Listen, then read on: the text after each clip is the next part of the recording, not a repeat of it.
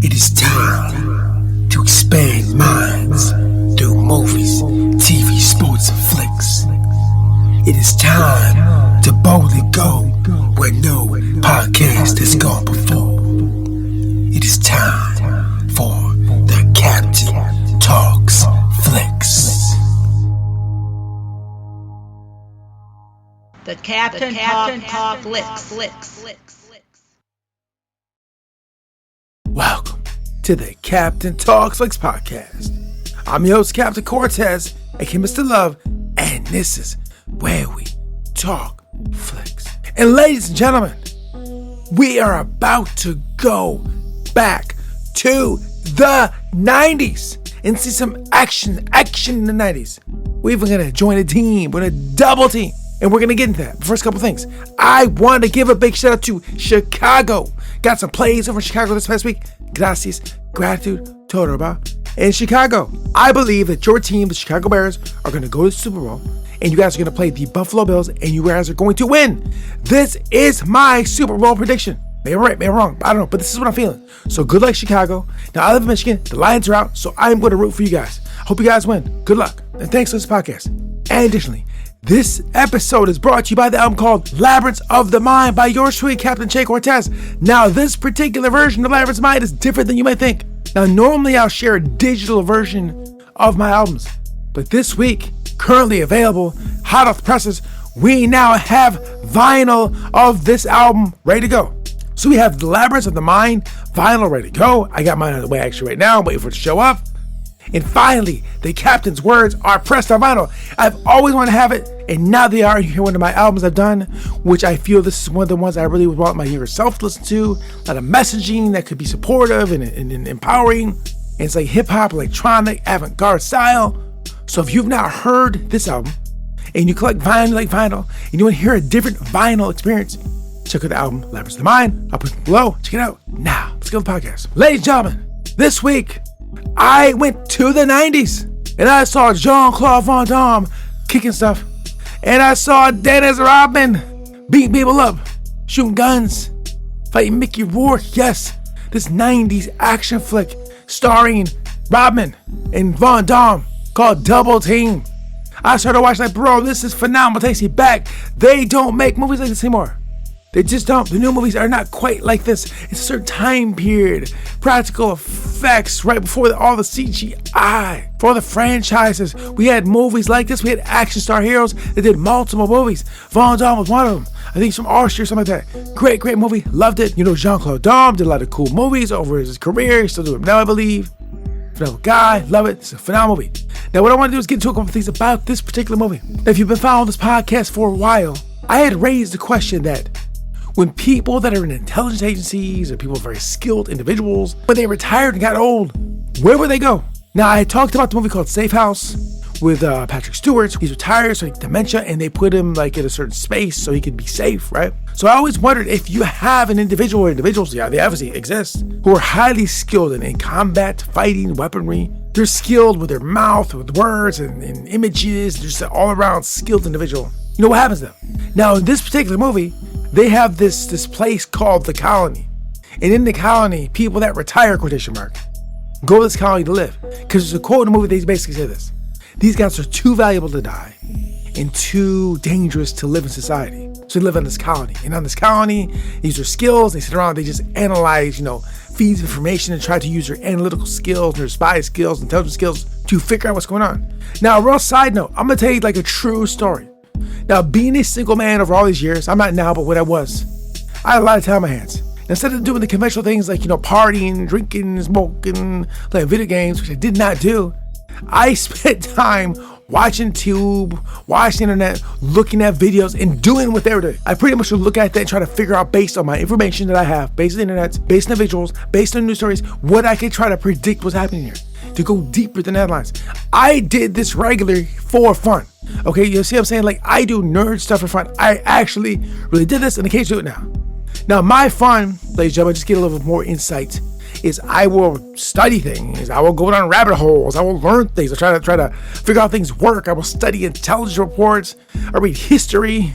I was trying to analyze, what's going to happen next and make predictions. I would sit in my casa for like an hour just trying to predict what the global structure would look like in the next 5 years. I did this for fun. Ladies and gentlemen, I'm not employed by any kind of job that would require me to do this. So in this particular show, they work, they're on accounting, and that's what they're supposed to do.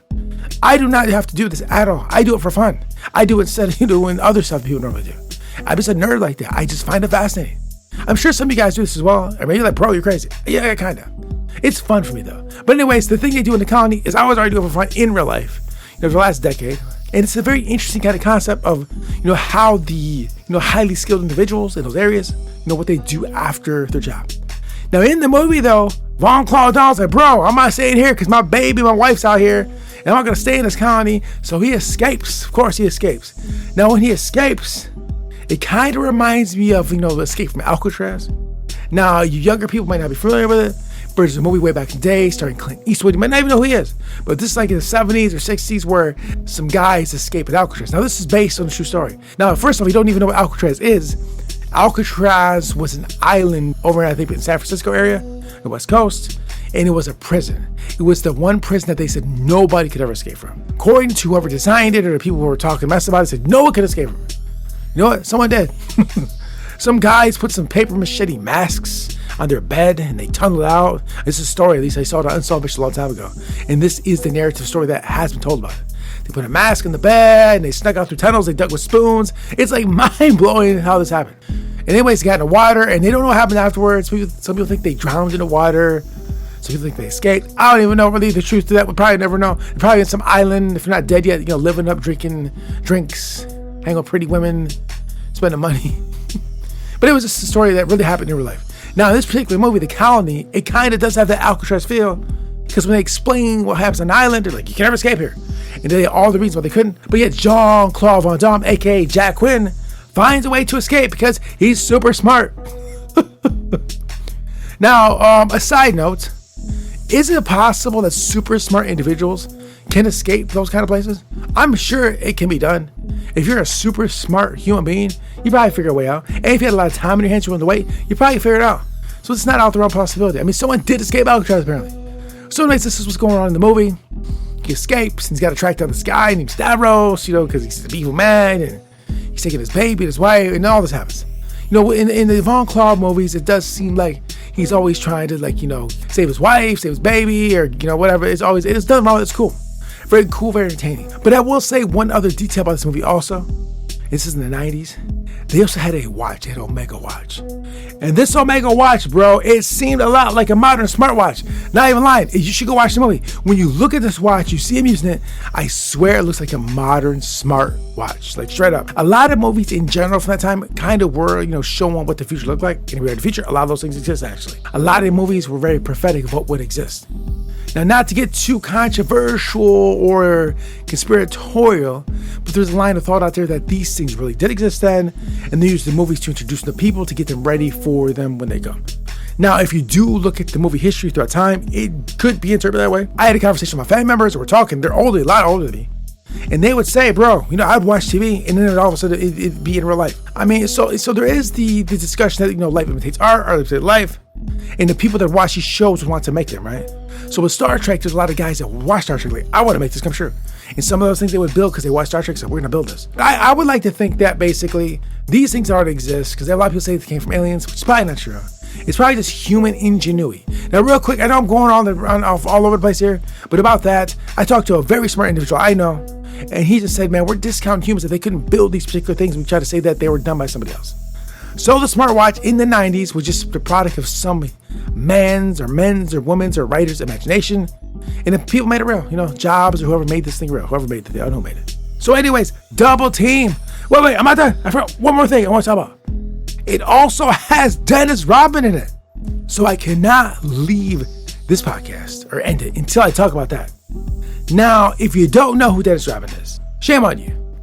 Now, Dennis Rodman is one of the best players to play the game of basketball of all time. He had won the NBA championship with the Detroit Pistons, the bad boys, in the 90s, at the 89, 90, 99, 91, somewhere in there. Back to back, 2P, whatever they call that. NBA champion, right? Dennis Rodman. one of the best defense players of all time, rebounders. I modeled my playground game after Dennis Rodman. I had a Dennis Rodman jersey. I love this man. Great dude. But wait, there's more to the story. Then in the future, he plays for Chicago Bulls. With Michael Jordan them, wins championships. Yeah, does. Then goes plays with Kobe and them, I think. Kobe and Shaq win championships, right? Yeah, does all that. Dates Madonna. He's in this movie. And one last thing about this guy's story. There's a documentary, I think it's on ESPN, or was on ESPN, about his life. You should go watch it. I talked about it in the podcast, actually. But we'll go ahead and kind of sum it up real quick. Last thing I'm say about the man. He went to North Korea.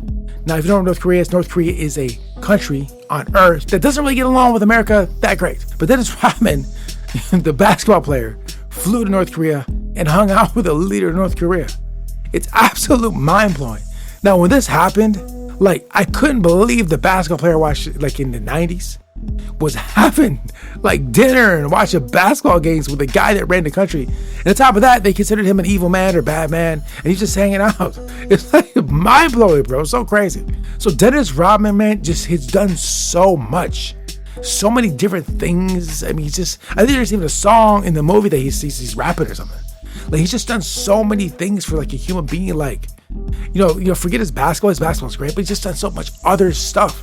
He's an iconic figure still to this day, I think. He's not out there like that, but he did so much. I mean, this guy lived his life. But anyways, he's in the movie. He's got great one-liners. He's fighting. He sells arms. He's got that cool look, big, tall man, earrings, hair, some cool sunglasses. I think back in the day, they thought this movie sucked. I think that was what it said. But no, bro, it does not.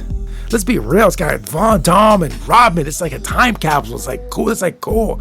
Now, with all the modern movies we got, no disrespect, but they don't have this quirky, crazy, weird, strange, out the ordinary dialogue and imagery and characters together. They just don't do these no more. There's nothing wrong with it, to be clear. I like the new movies, but this kind of style of movie making just does not happen. If you want a break from the modern movie making, which is nothing wrong, like I said, you want to visit something different, and it's just very weird, strange, or quirky, or crazy, or action-oriented, whatever word you want to use, I think if you watch this, you'll find it interesting. But just to see Rodman on screen with Von Damme is phenomenal. And I don't think this might be the only movie he did, or he did very limited movies, but Rodman's phenomenal. Like I said, I always loved his when I was a kid, man. Like, he's a great dude. Just did so much. One last thing. I had forgot all about this movie. I was scrolling through the streaming sites. Like, there's that movie. I forgot all about that. I used to watch all the Jean-Claude Damme movies back then. I forgot about this one. So I revisited it, and it was a great revisit. It took me back to when I was a young man. Good skin, lots of hair. Yeah, those are the days. You look so cool. Anyways, if you have not seen Double Team with Jean-Claude Van Damme and Dennis Rodman and Mickey Rourke, I highly recommend you go check it out. Seriously, have a good time. Enjoy. Have some popcorn, food, pop, whatever, water, whatever you drink, energy drinks, whatever you drink. Have fun, chill, relax. Take your mind off the stressful world we live in. A lot of stress happening. Yeah, okay. We'll take a break, watch some movies. So anyways, thanks for joining me. It's the new year, 2026. I will be 50 años this year, entering level 50, bro. And we still chasing greatness. I feel phenomenal. My girl is phenomenal. Life is phenomenal. I'm doing cool things, good things, trying to spread good vibes through this podcast. Now, I'll be real with you guys real quick. There's a lot of bad energy out here. Let's be real about it, okay? There is. I will acknowledge it's out here, but it's not everything. Everything's not bad. There's a lot of good human beings, and I know these people. There's a lot of good energy, a lot of good vibes out there, and I know a lot of these people in real life and on the internet. So do not believe or succumb to the bad vibes, because it's not all that way. Here at the Existing Fiction Podcast and all the artists and all the podcasters, we are going to share that vibe with you. We're going to raise our spirits, raise the levels. We're going to have a good time this year. And if obstacles come up, we're going to navigate right past them. Why? Because we are bad mofos. Yes, we are. So, ladies and gentlemen, thanks for listening. I appreciate you. And until next time, we'll see you. Ideas are the factors that lift civilization. They create revolutions. John H. Vincent. Till next time, it's Captain Peace. The Captain Talks.